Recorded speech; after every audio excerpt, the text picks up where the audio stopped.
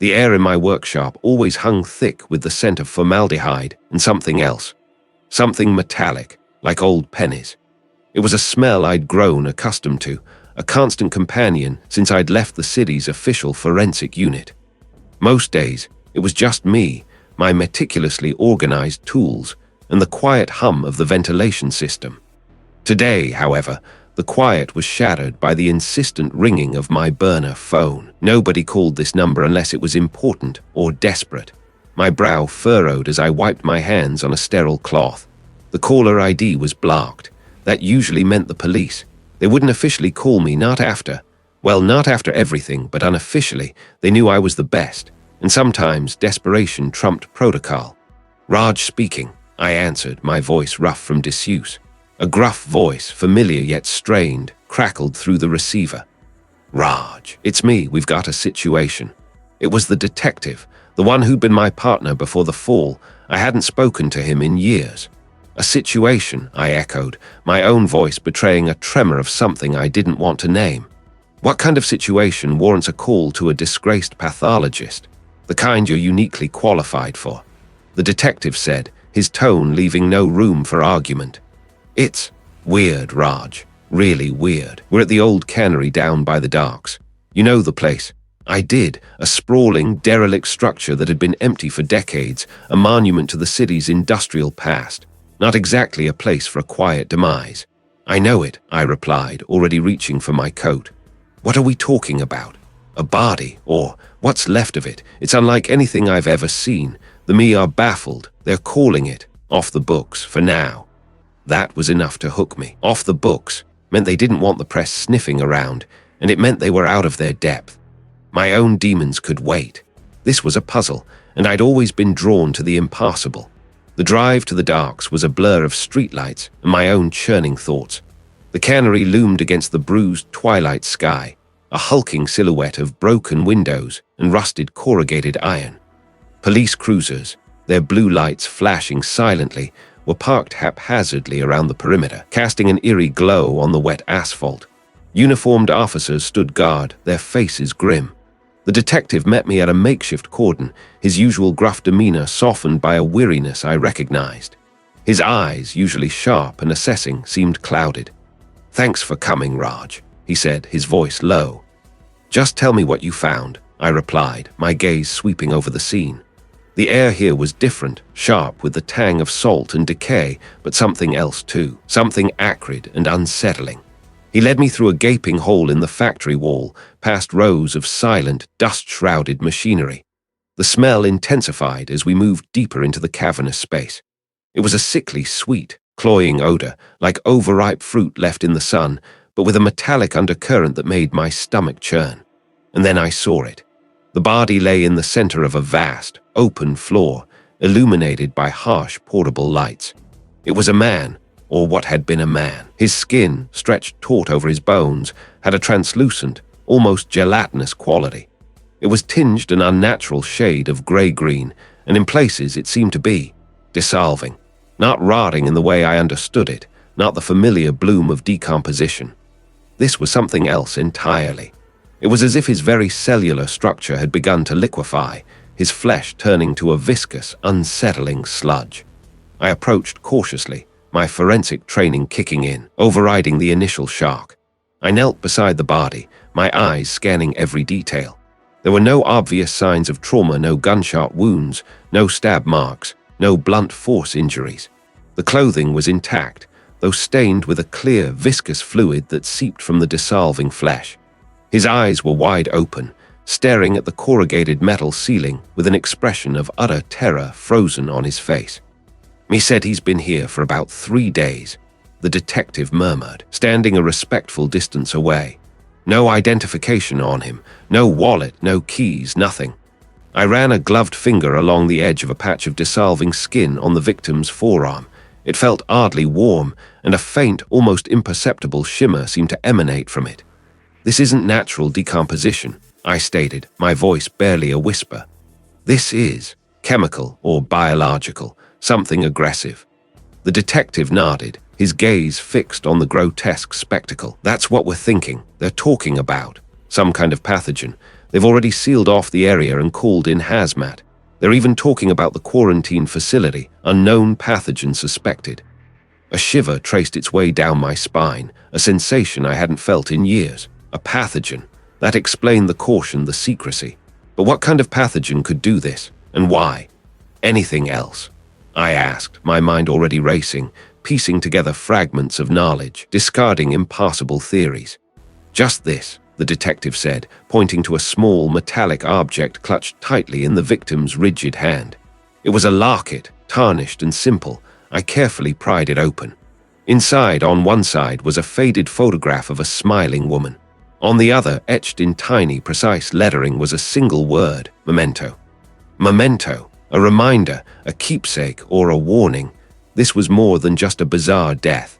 This was a statement, and for the first time in a long time, I felt the familiar, dangerous pull of a case that might just be worth risking everything for. The stench of decay, once a symbol of my exile, now felt like the scent of a hunt. The sterile air of the quarantine facility, unknown pathogen suspected, did little to mask the underlying metallic tang that clung to everything. It was a smell I knew too well, a scent that had followed me from the labs, through the hushed whispers of my peers, into the self-imposed quiet of my current life. My hands, usually steady, felt a tremor as I pulled on the thick, disposable gloves. This was not how I'd envisioned my return, if a return was even on the table. The first victim, a young woman found in her apartment, had been disturbing enough. Her skin had been like brittle parchment, flaking away at the slightest touch, revealing bone that seemed to shimmer with an unnatural luminescence. The official report, a hurried affair, had chalked it up to some rare, aggressive fungal infection. I hadn't bought it, not for a second. Now, standing here, the reason for my reluctant presence became chillingly clear. The attendant, a woman whose face was perpetually set in a mask of professional detachment, gestured towards a gurney shrouded by a sterile sheet. "This is the second one," she stated flatly, her voice devoid of emotion. "Same circumstances. He was found by a neighbor." I nodded, my gaze fixed on the outline beneath the cloth. This wasn't just a coincidence. It couldn't be. With a deep breath, I pulled back the sheet. The decay was different this time, yet eerily familiar. Where the first victim had been reduced to brittle parchment, this man's flesh seemed to have been liquefied. Not decomposed in the usual sense, but broken down, as if some potent solvent had been applied internally. It was a horrifying spectacle, a testament to a process I couldn't immediately categorize. "Cause of death?" I asked, my voice a low rasp. The attendant consulted a tablet. "Preliminary findings suggest an unknown agent, rapid cellular breakdown, no external trauma, no signs of struggle." She hesitated. "The preliminary toxicology screens are inconclusive." Inconclusive. That was the polite way of saying they had no damn clue. My own preliminary observations, however, were screaming a different story. This wasn't natural. This was deliberate. I leaned closer, the faint, acrid scent of the liquefying tissue tickling my nostrils. I noticed a faint discoloration around the victim's lips, a subtle bluish tint that didn't align with the pervasive gray of his skin. And his eyes. They were still unnervingly clear, wide open, as if he'd witnessed something truly horrific in his final moments. "What about the first victim?" I inquired, my mind already piecing together fragments. "Did they have anything similar?" The report mentioned unusual skin texture, the attendant replied, her tone carefully neutral, and some discoloration. Unusual skin texture, discoloration, liquefaction. It was a grim, horrifying mosaic, and I was starting to see the picture. This was no random act of violence. This was the work of someone with an intimate knowledge of biology, someone who could weaponize decay itself. I ran a gloved finger along the edge of the gurney, my thoughts racing. The first death had been dismissed as an anomaly, a medical mystery best left to the specialists, but two deaths, with such distinct yet connected modes of decomposition, could no longer be ignored. This was a pattern, a deliberate signature left behind by a killer. This wasn't just about solving a puzzle anymore. This was about preventing something far worse. The facility's sterile environment, meant to contain threats, suddenly felt like a cage, trapping me with the echoes of my past failures. I need access to the full reports on both cases, I stated, my voice firm, pushing past the rising tide of anxiety. Everything, including the initial assessment of the first victim. The attendant nodded, her fingers already flying across the tablet. I'll have them sent to your designated workspace. Workspace. That's what they called the small, sterile cubicle they'd assigned me. A far cry from my old laboratory, but for now it would have to suffice. As I turned to leave, my gaze fell on a sealed biohazard container near the door.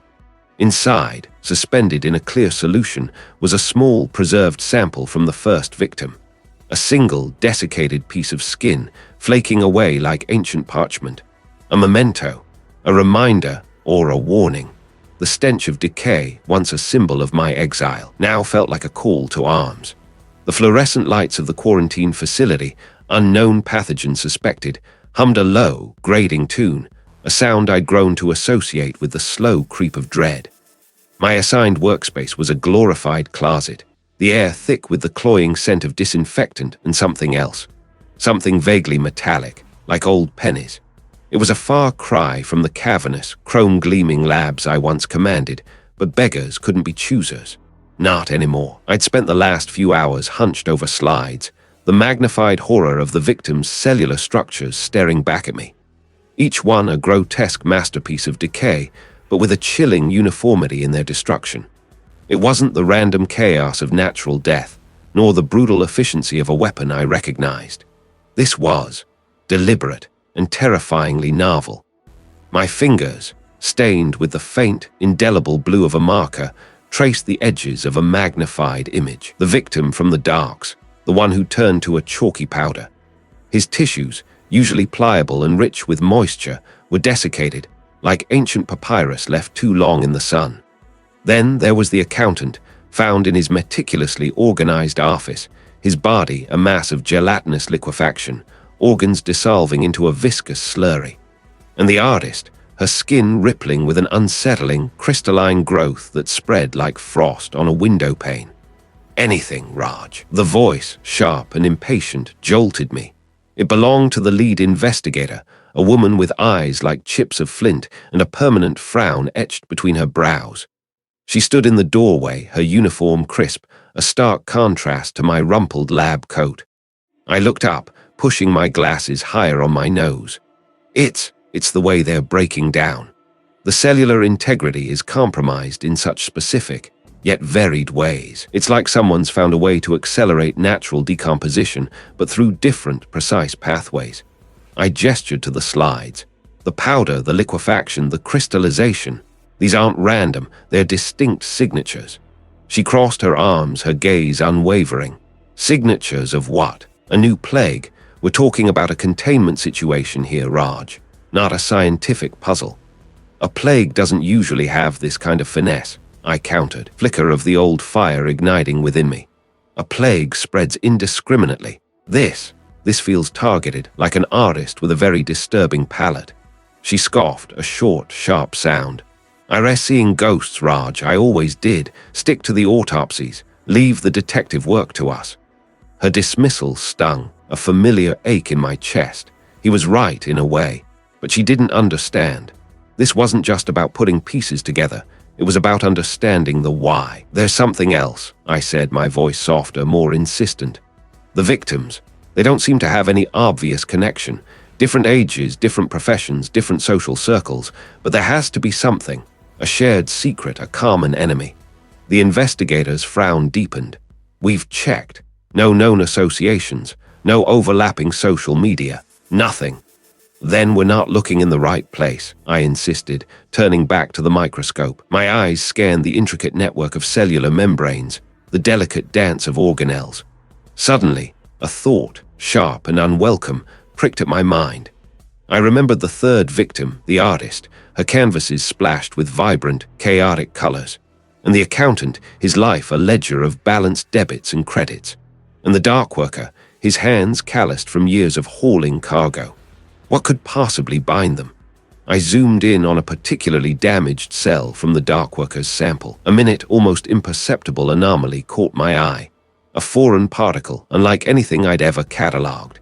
It was tiny, almost microscopic, and seemed to be embedded within the cellular matrix. I adjusted the focus, my breath catching in my throat.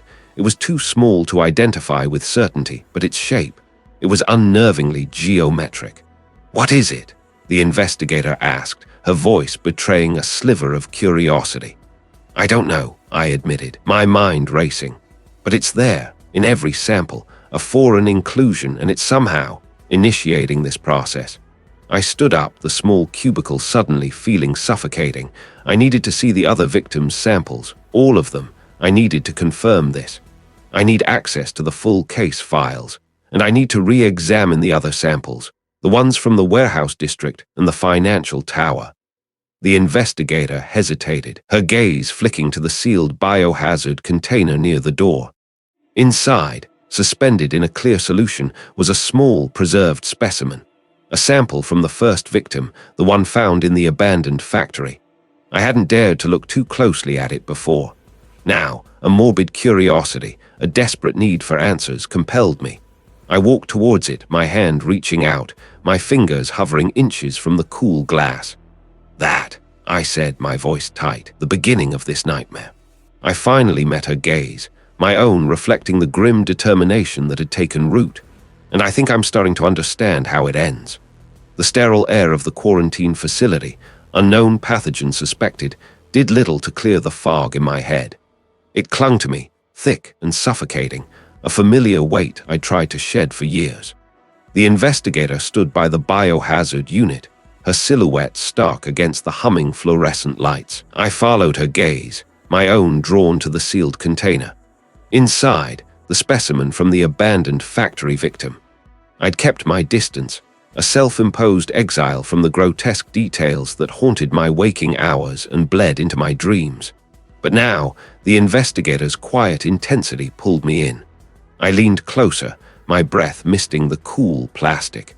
The preserved tissue, once vibrant, was now a mottled gray, a disturbing tapestry of decomposition unlike anything I'd catalogued. It wasn't just decay, it was unraveling. Like a poorly woven cloth, the cellular structure seemed to be disintegrating from within. I'd seen bodies ravaged by disease, by violence, by time, but this was something else, something engineered. Anything.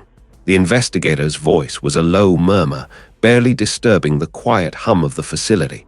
I shook my head, my gaze still fixed on the specimen. Not yet. The degradation is aggressive and uniform, not typical of natural processes.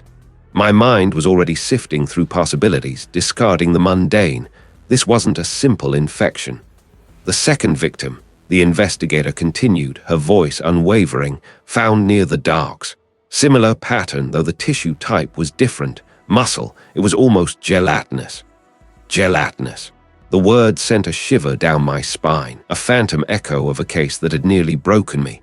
A case involving a clandestine laboratory, a rogue element playing guard with biological agents.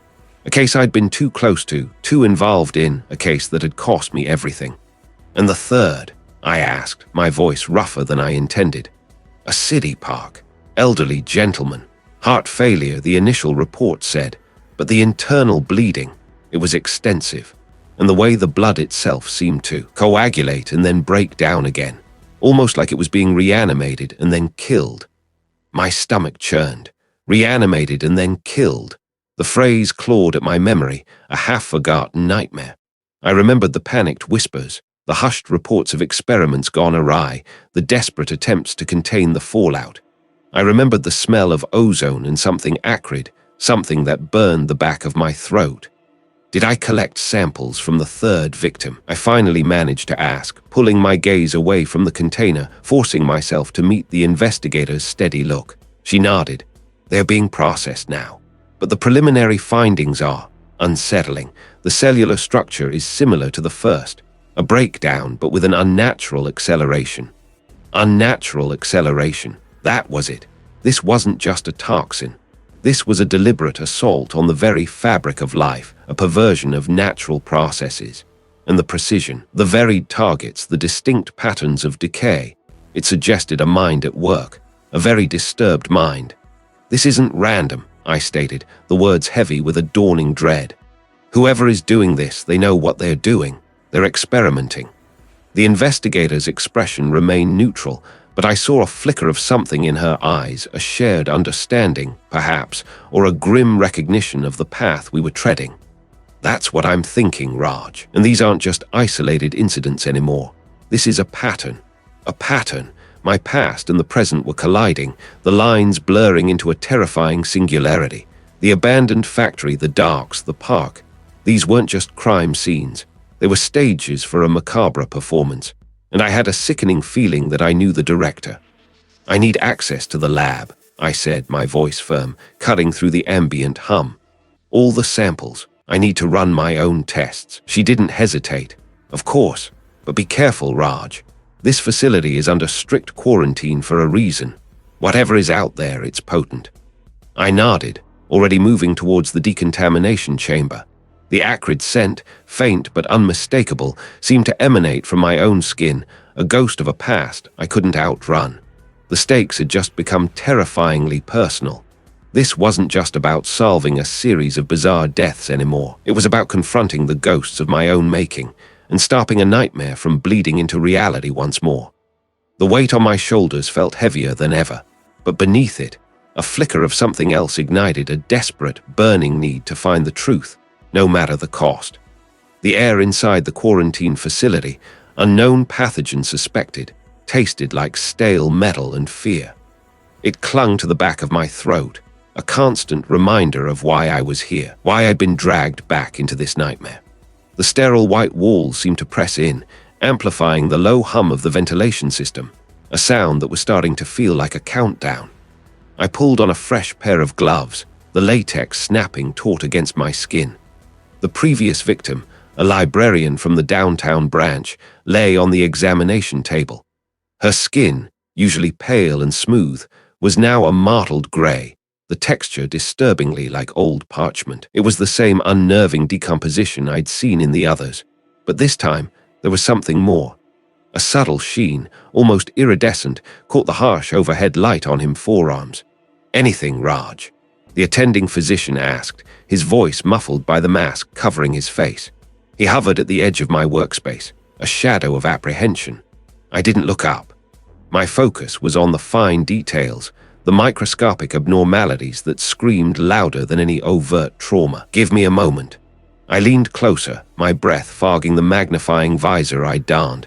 The iridescence wasn't a surface contaminant. It was in the tissue. Tiny, crystalline structures embedded within the dermis, shimmering like microscopic shards of glass. This was it. This was the breakthrough. I'd seen something similar once, years ago, in a case that had been buried so deep I'd almost forgotten it myself. A clandestine research project, a desperate attempt to create a biological agent with an unusual delivery system. "It's not a toxin, not in the traditional sense," I murmured, the words tasting foreign on my tongue. I began carefully excising a small sample of the affected skin, my movements precise, deliberate. "It's a nanotech compound, engineered. It infiltrates the cellular structure, breaking it down from the inside out, and it replicates." The physician took a step back. "Replicates, like a virus." "Worse," I corrected, my gaze fixed on the sample under the portable microscope I'd brought. "It's a programmed decay. Each iteration of the nanite is designed to accelerate the process, to make the decomposition look unnatural, unsettling, to mask its true nature." I zoomed in, and there they were, tiny geometric shapes winking under the lens. They pulsed with a faint internal light. My mind raced, piecing together the disparate threads. The botanist found in the park, his body withered as if aged decades overnight. The chef, his organs dissolving into a viscous sludge. The musician, his flesh hardening and cracking like ancient clay. Each death a macabre masterpiece of engineered decay. And now, the librarian, her skin shimmering with the very agents of her demise. "Why?" the physician asked, his voice a strained whisper. Why would anyone do this? That was the question that had been gnawing at me since the first body. It wasn't random. There was a pattern, a chilling logic I was just beginning to grasp. This wasn't just about killing people, it was about sending a message, a terrifyingly personal one. I remembered the project I'd glimpsed years ago. The lead researcher, a brilliant but unstable mind, had been obsessed with the idea of purification. He believed society was rife with corruption, with impurity, and that a swift, decisive cleansing was necessary. He'd been shut down, his work confiscated, his reputation ruined. But what if he hadn't stopped? What if he continued his twisted research in secret, fueled by a festering resentment? It's about control, I said, my voice low, and about making a statement. The victims, they represent something to him, something he wants to erase. I looked at the librarian's face, peaceful in death, a stark contrast to the horror unfolding within her cells. He was a keeper of knowledge, the botanist, life, the chef, sustenance. If this was about symbolism, about purging what he deemed impure, then who was next? My own past was a tangled mess of professional missteps and personal regrets. Had I become a target? Had my own fall from grace, my own perceived failures, made me an emblem of something he intended to obliterate? I thought of my sister. He was a journalist, always digging, always exposing the rot beneath the surface. He was everything he'd hate. My gut clenched. We need to identify the source of these nanites, I stated, my voice firm, pushing down the rising panic. If we can trace their origin, we can trace him. The physician nodded, his face grim. I'll have my team run spectrographic analysis on the sample, see if we can get a composition breakdown. Good, I answered, already packing my equipment. The iridescence on the librarian's skin seemed to mark me, a visible manifestation of a hidden enemy. I had confirmed my suspicions, yes, but in doing so, I had also amplified the danger. This wasn't just a puzzle anymore. It was a war, and I had a terrifying feeling I was already on the enemy's list. The air inside the quarantine facility, unknown pathogen suspected, was thick with the sterile scent of disinfectant and something else, something metallic and faintly acrid. It clung to the back of my throat, a constant, unwelcome reminder of why I was here. I adjusted the seal on my mask, the rubber pressing uncomfortably against my skin.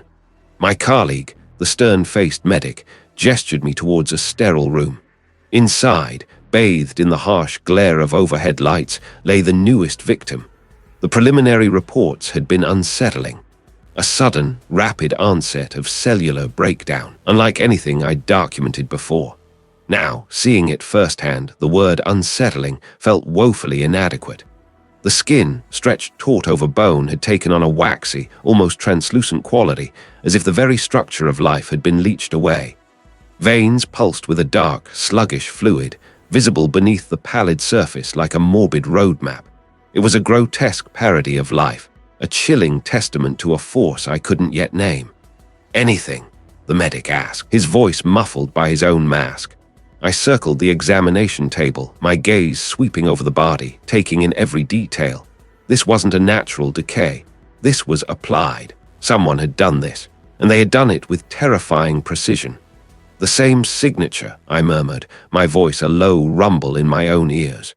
The cellular lysis is accelerated, almost instantaneous at the point of contact, then spreading. I pointed to a faint discoloration on the victim's forearm. See that? Nothing matched this. Not the fast-acting neurotoxins, not the exotic viruses I'd studied in my disgraced past. Something new, and that was the most terrifying part. The preliminary tests for known biological agents came back negative, the medic stated, his brow furrowed behind his protective goggles. No viral load, no bacterial spikes. It's like, this was precisely what I'd observed with the librarian, the dark worker, the accountant. I knelt, examining the victim's hands. No defensive wounds, no signs of struggle.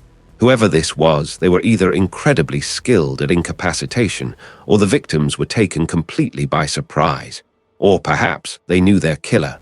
That thought sent a jolt of unease through me. If the victims knew their assailant, it meant this wasn't random. There was a connection, a thread weaving through these disparate lives. A librarian, a dark worker, an accountant, and now, this individual, a graphic designer according to the paperwork. What possible commonality could link them? I stood, pacing the confined space. The rhythm of my footsteps on the linoleum floor echoed the frantic beat of my own thoughts. I needed to find the common denominator, the motive, the why. Because without that, I was just cataloging death, not preventing it. Was the victim's occupation? I asked the medic, my voice sharper than I intended. He consulted a tablet. Graphic designer, worked for a small advertising firm downtown. And the accountant, auditor, private firm. The dark worker, longshoreman, port authority. The librarian, public library system. My fingers tapped an impatient rhythm on my thigh. The variety was staggering. No shared employer, no obvious social circle. I closed my eyes for a moment, picturing the faces of the victims, piecing together the scant details I had. The accountant had a small, almost unnoticeable scar above his left eyebrow. The dark worker had a faded tattoo of a ship on his forearm. The librarian had a peculiar way of tilting her head when she listened. And the graphic designer, I focused, trying to recall a detail, any detail. Ah, yes. A faint scent of turpentine that had lingered on the designer's clothes, even after the initial examination. Odd for a graphic designer, I'd thought at the time. Turpentine was more associated with oil painting. Turpentine, oil paints, the accountant's scar, the librarian's head tilt, the dark worker's tattoo. They were disparate, seemingly random details. But in my line of work, randomness was often a mask for a hidden order. I pulled out my own tablet, my fingers flying across the screen, cross-referencing names, professions, even the locations where their bodies were found. The librarian had been found in a quiet alcove of the public library. The accountant in his office after hours. The dark worker near a deserted warehouse on the docks. The graphic designer in a small, independent art gallery. An art gallery. That was the second art-related location. The accountant, however, his firm had recently handled the finances for a prominent local art collector. A flicker of intuition, sharp and sudden, pierced through the fog of my exhaustion. I remembered a detail from the accountant's preliminary report, something I dismissed as irrelevant at the time. A faint smudge of what looked like dried paint on the cuff of his shirt. I chalked it up to a hobby, a weekend pursuit, but now, the accountant, I said, my voice tight with a sudden realization. Did he have any known hobbies? Anything artistic? The medic scrolled through the tablet. Doesn't say, just auditor. And the accountant's firm, I pressed. Who were their major clients? He typed rapidly. Large corporations, real estate developers, and a significant number of private art collectors. One name appears repeatedly. A Mr. Sealers Blackwood. Sealers Blackwood. The name resonated, a distant echo from a life I tried to forget. He was a patron of the arts, a collector of obscure and controversial pieces. He'd once commissioned a series of unsettling sculptures from a reclusive artist, a man whose work was as brilliant as it was disturbing. A man who had disappeared from public life years ago after a personal tragedy. My blood began to hum with a frantic energy. The graphic designer, the art gallery, the accountant's dealings with an art collector, the paint smudge, and the turpentine. It was all starting to coalesce. The victims weren't random. They were connected, however, tenuously to the art world, and Sealers Blackwood was the nexus. Blackwood, I said, the name tasting like ash in my mouth. I need to know everything about Sealers Blackwood, his associates, his recent acquisitions, any disputes he's had. The medic looked at me, a flicker of concern in his eyes. Raj, this is outside our scope. We're dealing with a potential pathogen outbreak here. This is the outbreak, I countered, my gaze hardening. And I think I know who's holding the Petri dish. The pieces were falling into place, not with a gentle click, but with the jarring scrape of gears grinding together. The motive was still obscured, but the perpetrator, or at least the immediate circle of influence, was coming into focus. The air inside the quarantine facility, unknown pathogen suspected, was thick with the metallic tang of disinfectant and something else. Something acrid and vaguely floral. It clung to the back of my throat, a constant reminder of the invisible enemy we were fighting. My boots squeaked on the linoleum as I moved through the sterile corridors, the hushed urgency of the place pressing in. Every rustle of plastic sheeting, every distant beep of a monitor felt amplified. I'd been here for hours, poring over the limited samples we had. The victims, all presenting with that same unnerving, accelerated decomposition, were a puzzle I couldn't quite assemble. Their tissues seemed to be unraveling from the inside out, not decay as I knew it. This was something engineered, something alive in a terrifyingly passive way. A uniformed officer, his face etched with fatigue, approached me. "Doctor, Raj, the director wants an update. He's getting impatient." I waved a dismissive hand, not looking up from the microscope.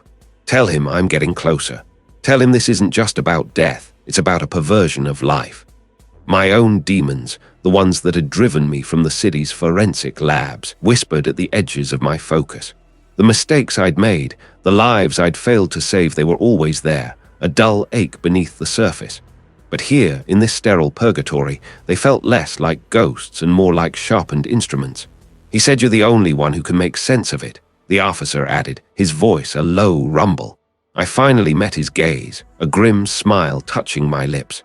"Then he's either very smart or very desperate, probably both." I stood, stretching my stiff back. The samples under the lens showed it again, that peculiar cellular breakdown. Not a pathogen in the traditional sense, not a virus or bacteria. It was more like a catalyst, something that triggered a pre-existing cellular process and then went dormant, leaving the body to consume itself. "Where's the last victim?" I asked, already heading towards the exit of the temporary lab. "The containment unit. We've sealed it off tighter than a drum," the officer replied, falling into step beside me. "No one's been in or out since the transport team brought him in." The containment unit was at the far end of the facility, a stark, windowless cube. The airlock hissed as we entered, the temperature dropping noticeably. Inside, the victim lay on a gurney, covered by a simple white sheet. The stench, even through the filters, was potent now. It was the smell of accelerated decomposition, but with that odd, sweet undertone. I pulled on a fresh pair of gloves, my movements precise. The officer stood by the door, a silent sentinel. The body was wrong, not just the decay, which was advanced, but the way it was decaying.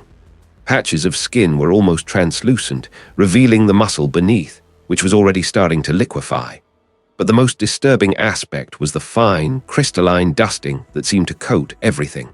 It shimmered under the harsh overhead lights, like frost on a dead leaf. "What is that?" the officer breathed, his voice barely audible. "That," I said, my voice low, "is the signature." I leaned closer, my eyes scanning the body, taking in every detail. The crystalline structures weren't random. They formed intricate patterns, almost geometric. And they were concentrated around the points of entry, a small puncture wound on the neck, barely visible, and a faint discoloration on the fingertips. Then I saw it. Tucked beneath the victim's hand, almost hidden by the folds of the sheet, was a small metallic glint. I carefully maneuvered the body, my heart thudding a rhythm that felt both familiar and utterly alien. It was a small, intricately carved silver locket. My breath hitched. I knew this locket. I'd seen it before in a case from years ago. A case I'd botched. A case that had driven me into exile. A cold dread, deeper than any fear I'd felt in this facility, washed over me. It wasn't just about a killer anymore. It was personal. Suddenly, a klaxon blared, a piercing shriek that echoed through the concrete halls. Red lights flashed, bathing the containment unit in an infernal glow. "Lockdown," the officer shouted, his hand reaching for his sidearm. "The power's out." Darkness descended, broken only by the strobing emergency lights. The acrid, floral scent intensified, and a low, mechanical hum began to vibrate through the floor. It wasn't the facility systems. It was something else, something external. My mind raced, piecing together the fragments. The victims, their unique decay, the crystalline residue, the locket. And now this. This wasn't a random outbreak. This was a targeted attack. And the perpetrator wasn't just a killer, they were a chemist, an artist of destruction. The scent was stronger now, almost overpowering. It was a calculated assault, designed to incapacitate, to disorient.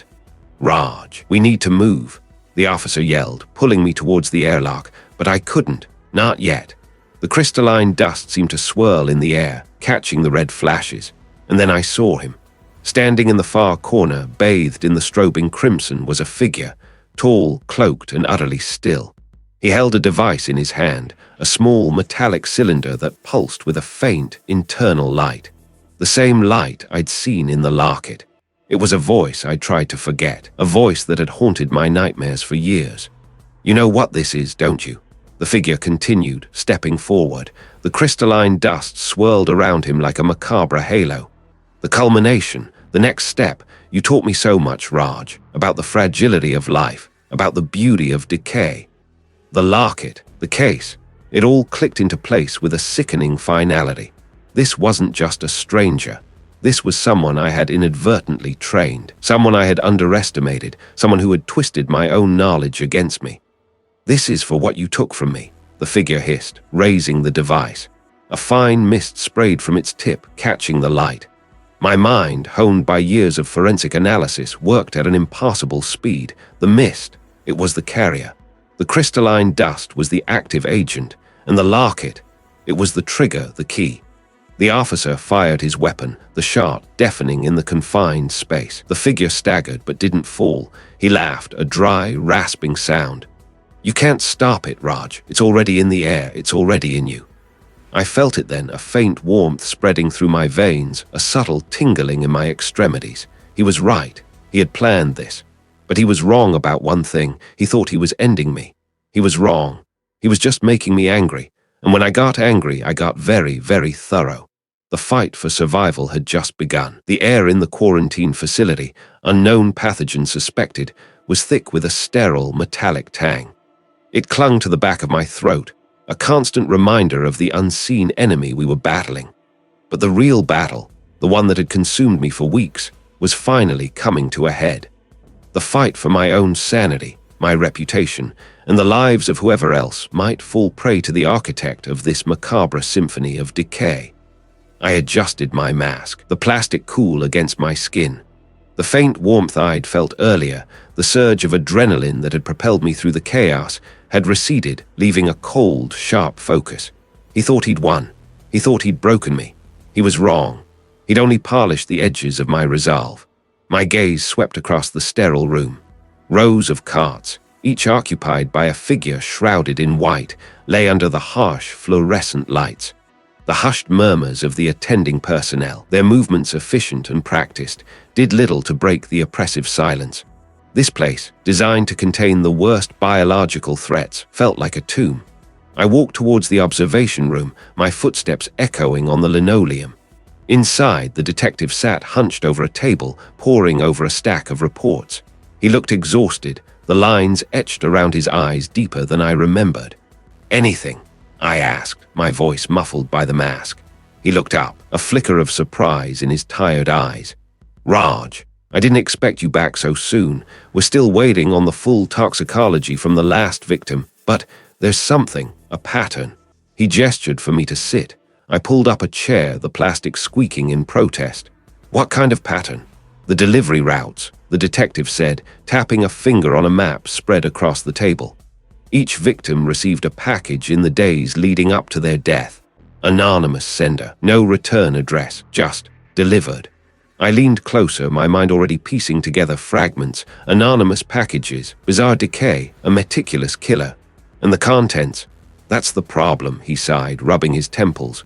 "Nothing obvious, a small decorative box for the first victim, a set of antique keys for the second, a single dried flower for the third, nothing that screams poison." A dried flower. The image flashed in my mind. The delicate petals, almost too fragile to touch, crumbling to dust at the slightest pressure. It was beautiful in a morbid way, and it was exactly the kind of subtle, insidious detail that would appeal to someone like him. "He's not using a conventional toxin," I stated, the realization settling in my gut like a cold stone. "He's using something that interacts with the body in a way we haven't seen before. Something that mimics natural decay, but accelerated, distorted." The detective's eyes narrowed. "You're sure?" "I am," I said, my voice firm. "The initial autopsies were misleading. We were looking for the usual suspects, poisons, viruses, but he's cleverer than that. He's using biological agents, yes, but delivered in a way that bypasses our standard detection methods. The packages, they weren't just deliveries. The last victim, the one you found in the abandoned factory, Did they receive a package? The detective's gaze snapped to mine. He hesitated for a fraction of a second, a telltale sign. Yes, a small, intricately carved wooden bird. He was found on the table next to them. My breath hitched. A wooden bird, the same kind of delicate, crafted object he'd always admired, the kind he'd spent hours carving in his youth. He was leaving his mark, not just on his victims, but on the investigation itself. He was taunting us. "I need access to the evidence locker," I said, my voice low and urgent. "Specifically, the contents of all the victims' packages." The detective didn't question me. He saw the fire in my eyes, the renewed purpose that had replaced the despair. He knew I was on the verge of something. We returned to my small, cluttered office. The scent of stale coffee and old paper a welcome contrast to the sterile air of the quarantine facility. I laid out the retrieved packages on my desk, each one a silent testament to the killer's twisted artistry. The decorative box, the antique keys, the dried flower, the wooden bird. I picked up the wooden bird, turning it over in my gloved hands. The wood was smooth, worn from countless hours of his patient carving. There was a faint, almost imperceptible scent clinging to it. Not of wood, but something else. Something earthy, like damp soil. "The soil," I murmured, my mind racing. He was always fascinated by the way things decomposed, how they returned to the earth. He used to say it was the ultimate form of recycling. I remembered long walks with him as children, him pointing out fungi growing on decaying logs, the intricate patterns of mold on fallen leaves. He saw beauty in decay, a perspective I'd always found unsettling. "The pathogen isn't airborne," I said, looking at the detective. "It's not waterborne. It's fungal. He's cultivated a highly aggressive, fast-acting fungal strain, probably from a rare species, and he somehow aerosolized it. The packages, they're coated with it. The act of opening them, even just touching them, would release the spores." The detective leaned forward, his exhaustion momentarily forgotten. "Fungal, but the initial autopsies showed cellular breakdown, not rot." "Exactly," I agreed. "It's a specialized strain. It targets specific cellular structures, causing rapid necrosis. It mimics the appearance of advanced decomposition, but it's a deliberate, engineered process. The decay we saw wasn't natural. It was the result of a bioweapon. The implications were enormous. A biological weapon, crafted by a mind I had once known so intimately. A mind warped by grief, by a twisted sense of justice." "Why?" the detective asked, his voice a low rumble. "Why all this?" I closed my eyes, the weight of the past pressing down on me. He believed the city had wronged us, that it had taken everything from him. He saw these people, the victims, as symbols of that injustice. He was trying to make the city feel the rot, the decay that he felt inside. The fight. It had been about him, about his pain, his rage, and I had been caught in the crossfire. Somewhere public. He mentioned the new botanical gardens. He saw it as a place of growth, of life. He wanted to turn it into a monument to death. The detective's hand shot out, gripping my arm. "When?" "Soon," I said, my gaze fixed on the wooden bird. "He's impatient. He wants to see his masterpiece completed. He'll be at the gardens to oversee the final act." The sterile air of the quarantine facility, unknown pathogen suspected, felt a world away now. The immediate threat was contained, but the larger danger remained. The thoroughness he had underestimated was now my only weapon. The fight was far from over. It was just beginning.